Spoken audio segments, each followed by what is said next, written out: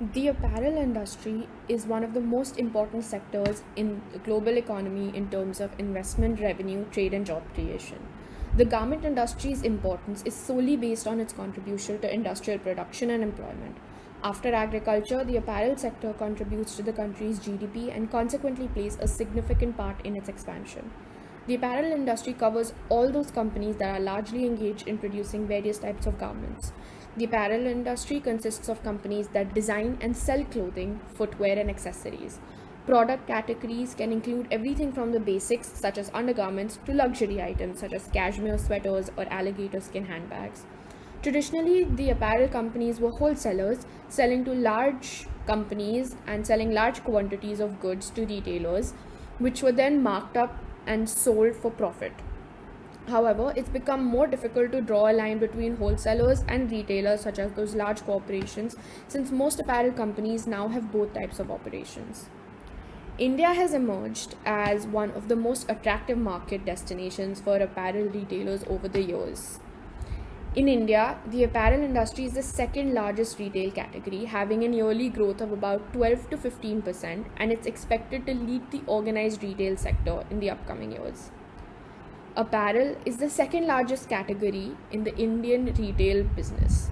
It is predicted to grow again by 15% in every city, and by the end of 2025, major retail developments will be seen in all Tier 3 and Tier 4 towns across the country. International retail giants are seeking entry to the country. Marks and Spencers is planning to set up about 30 more stores in a period of 5 years. India is now on the radar of global retailers as well. Accelerated development of the retail industry in the country and brand building value of domestic products is essential not only for marketing to the consumer products but also the development of a more efficient retail industry. India continues to be amongst the most attractive countries for global retailers owing to the fact that the largest purchasing population resides in India. Foreign direct investment or FDI inflows between the last decade in single brand retail trading stood at about 200 million US dollars according to the Department of Industrial Policy and Promotion. International apparel and fashion brands are now getting settled in Indian markets, and the Indian customers are getting used to them as well. Big time global brands like Diesel, Zara, and Vera Moda have now opened up outlets all across India, not only in the major cosmopolitan cities. The entry of foreign brands was inevitable as the Indian economy is one of the fastest growing economies in terms of the purchase power parity or the PPP. The foreign brands that have been trying hard to get the FDI policy to change in the last decade or so have been successful. Currently, 51% of the foreign equity is allowed in a single brand retail of the apparel, and 100% is allowed in cash and carry for B2B businesses or indirect retail in India. Owing to the globalization of trade, the retailers in the Indian market are being forced to adopt practices that will enhance the possibility of their business. This effort of retailers has resulted in a few changes in the sector. They are present in the next slide. As we can see above, these are the trends that are being observed in the retail industry. There is a focus on visual merchandising, then there is emergence of many discount stores in India, and lastly there is a focus on mass media in the retail industry. Moving to the growth drivers of the retail industry. Rising consumer sophistication has mirrored India's retail sector as a whole. Traditional retail in India is highly fragmented and it's dominated by small family run shops like huts, mandis, etc. Whereas organized retail is owned by large retailers with regional or national reach. Public sentiment has largely tended against the incorporation of organized retailers into the market due to fear of loss of employment for smaller shops. But as we can see slowly in the second decade of the 21st century, this perception is changing, and a series of economic studies have revealed that the evolution of Indian retail market from unorganized to organized can not only benefit the customers, it can benefit producers, shop owners as well, with minimal adverse effects on unemployment. As the Indians embrace modern retail, some analysts expect its share of total retail market to exceed 10% by uh, had expected it to exceed 10% by the last decade, which was achieved, even in the face of the slowdown in global slowdown. Efficiencies, as we have seen, have been built into supply chains, which have reduced the cost for customers and increased the returns for textile manufacturers. This, coupled with India's economic growth and more sophisticated consumers who are seeking diversified good, the textile and apparel industry will find a growing market for its goods, not just through exports but in domestic sales as well. On the slide are a couple of uh, growth drivers that are mentioned for the retail industry. Retail preferences of Indian consumers. While disposable incomes have been growing among middle class Indian consumers, disposable time has been on a decline. They are money rich and time poor. As a result, their preference for the retail formats have differed from what they were a few years ago. Online markets have become crucial as all categories of products are available on these sites. Department stores are also a popular format since these are viewed as a one stop shop that provides the right blend of variety, ambience, and convenience to the shopper. Apart from type of retail, personalized attention and service is the most crucial factor that affects store selection criteria. Retailers are continuously experimenting and opting for new products, brands, formats, and services to reach to the expectations and to fulfill the needs of Indian consumers. This trend is likely to continue well into the future. In order to understand the external environment and profitability of the retail industry of Indian clothing, Porter's five force analysis can be done. It helps in understanding how the five competitive forces influence profitability and helps develop a strategy for enhancing companies' competitive advantage and long-term profitability in this industry. So these five forces of competition include three sources of horizontal competition, that is competition from substitutes, competition and threat from new entrants, and competition from established rivals, and two sources of vertical competition, that is the power of buyers and the power of suppliers. First, we'll be talking about the bargaining power of buyers. While clothes shoppers are typically individuals with little to none direct bargaining power as compared to huge companies who buy in bulk, who might be the main clients in other industries, they have many alternative locations to shop for apparel and little incentive to stay with one particular company, giving them plenty of indirect bargaining power. So, this indirect bargaining power of customers is usually high as the level of consumer spending is directly linked with the company's profitability. Higher bargaining power means greater ability to seek increasing discounts and offers. Switching costs are almost negligible for buyers. Companies with a large number of customers result in lack of bargaining leverage for customers. Bargaining power of suppliers. So, most apparel companies source their products from third world manufacturers who receive just fractions of the profit. Suppliers have little control over the clothing industry as unfortunately they are dispensable and can always be swapped out. There are low switching costs for retailers usually, and as a result, input prices are relatively low and will stay there until the global development gap closes up significantly. Thus, bargaining power of suppliers is low and it is a weak force which increases the overall profitability of companies. Third, threat of new entrants. So, new entrants in this industry have little that is unique to bring to the table. It significantly reduces the window of extraordinary profits for the new firms, thus discouraging new players in the industry. Thus, this force is somewhat small. However, new entries might find unique ways to popularize their own products and, as such, build novel brands, perhaps through clever use of social media. The retail clothing industry in its current state is high risk, high reward for new entrants. High risk is present in the form of high investments needed to build the consumer base and time taken to build reliable brands. This prevents new players from entering the industry. Apart from infrastructure investment, there is investment in marketing, distribution chain, and human resources, which is required in order to compete with already established brands. Fourth, threat from substitutes. There is little to substitute clothes with. This force is almost negligible as all substitution in retail clothing industry is really just competition. Just the channel of reaching out to customers has changed over the years. Online e-commerce websites are now available to shop from instead of an offline store. This is used by consumers who use mobile phones or laptops to shop. Examples are Myntra, H&M, etc. Fifth, competitor rivalry. The retail clothing industry is an interesting one when it comes to analyzing through the intensity of competitive rivalry. There is a large number of retailers who sell very similar products, but there's also the concept of brands, which allows some companies to sell apparel for ridiculous rates. Nowadays, there is little innovation in the space, so the market is mature and is quickly becoming saturated with very similar products. In this sense, the retail clothing industry is a very difficult one to get into and is almost becoming a race to the bottom.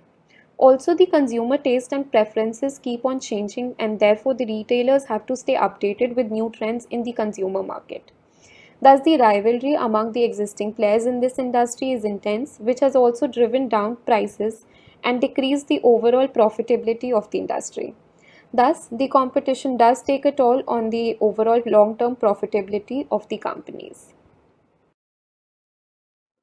The value chain consists of the activities involved in delivering value to customers.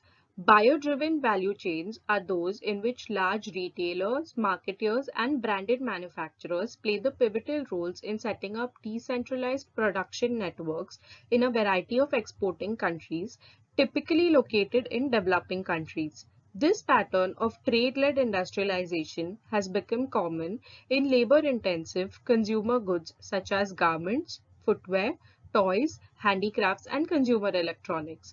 Large retailers or marketers that order the goods supply the specifications. They are manufacturers without factories, with the physical production of goods separated from the design and marketing. Unlike producer-driven chains where profits come from scale, volume, and technological advances, in buyer-driven chains, profits come from combinations of high-value research, design, sales, marketing, and financial services that allow the retailers, designers, and marketers to act as strategic brokers in linking overseas factories and traders with product niches in their main consumer markets. Profitability is greatest in the concentrated parts of global value chains that have high entry barriers for new firms.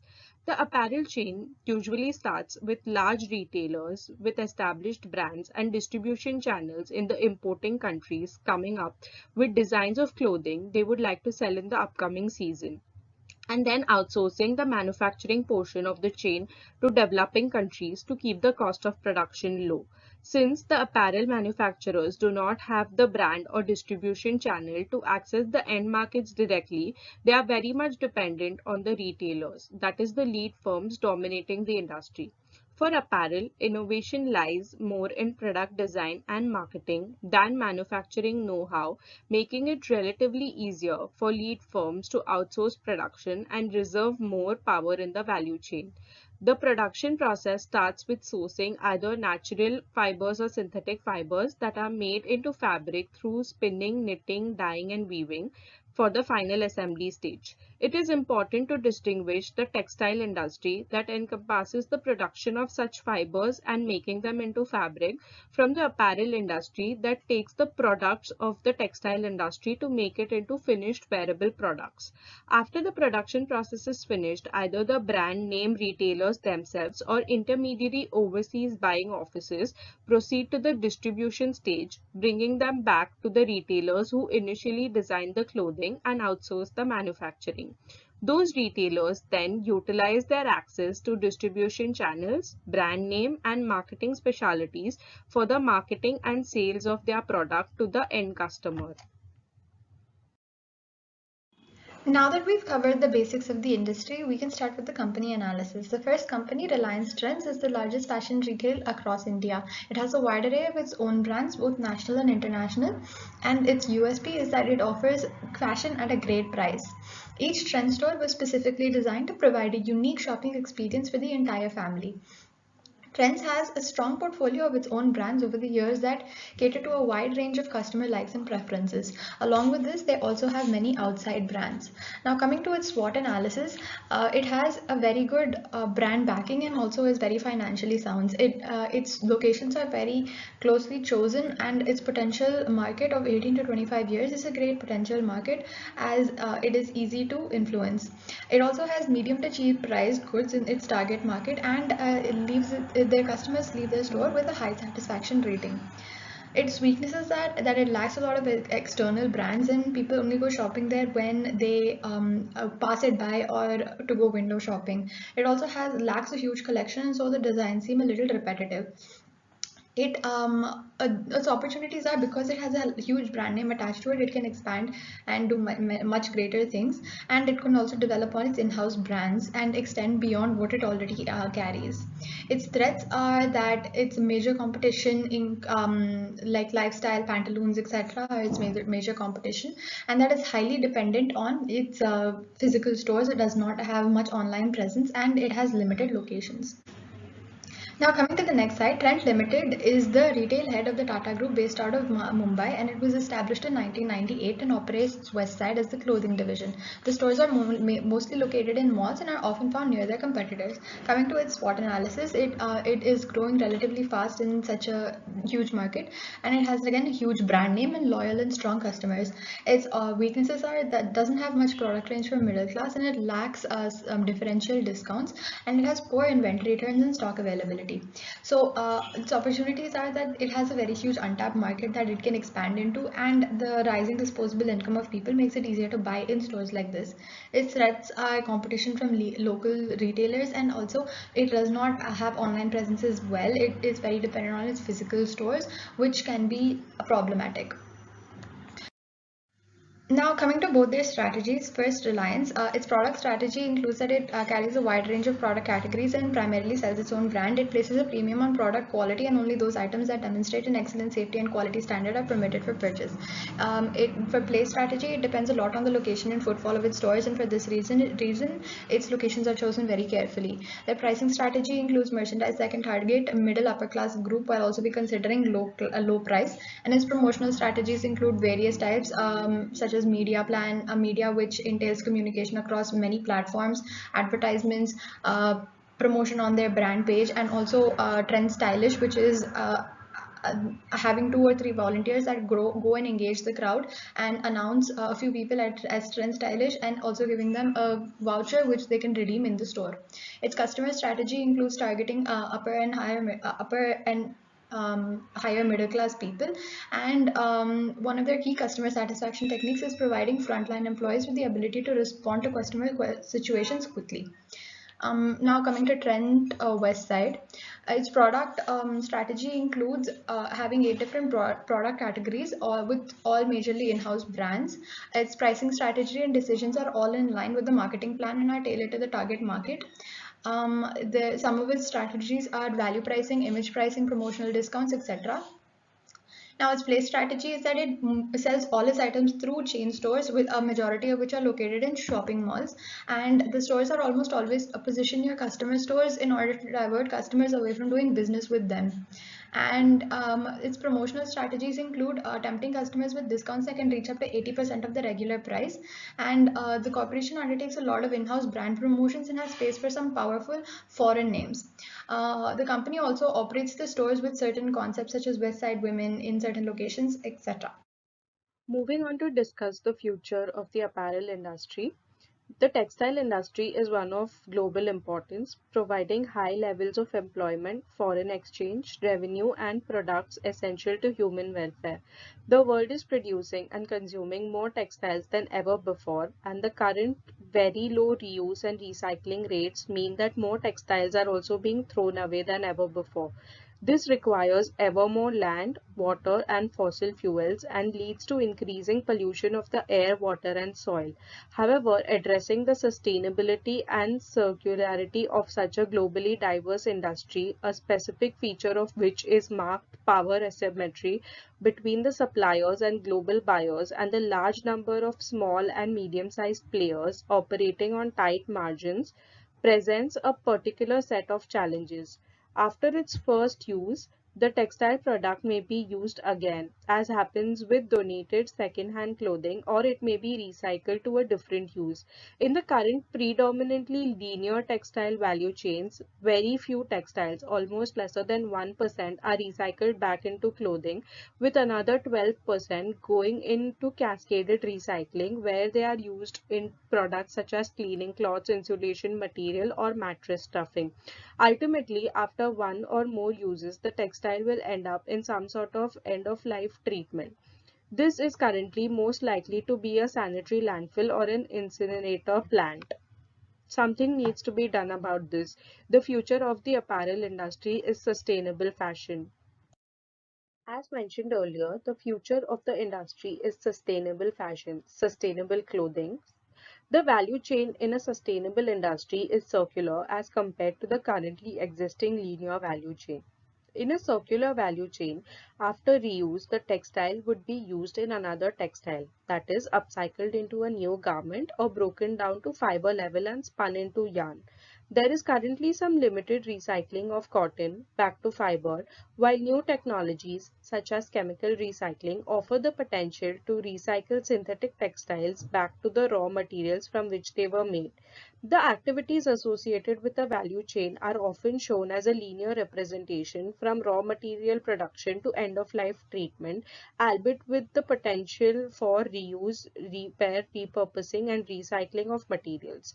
The aim of circularity is to shift the take, make, dispose linear value chain into a circular system where materials are not lost after use but remain in the economy, circulating as long as possible at the highest possible value. In this sense, a circular value chain. Despite the number of initiatives steadily improving the environmental and social performance of textiles, it is clear that more needs to be done. In particular, improvements need to move beyond incremental changes being made by large and high-end players to systematic changes undertaken by players of all sizes and market segments.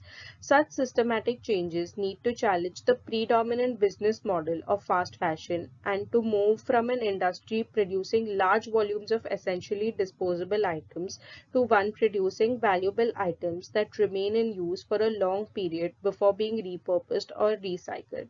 Moving towards sustainable and circular textiles will require changes at each stage in the value chain involving players of all sizes and market segments. The use of hazardous substances in textile processing will have to be eliminated and resources will have to be used much more effectively with a shift away from fossil fuels towards renewable sources of energy and materials. The lifespan of clothing and other textile products will have to be considerably increased along with radically improved recycling when materials reach their end of life. Sustainable and circular textiles will thus require an entirely new way of doing business, but will deliver an industry that benefits business, society, and the environment. Thank you.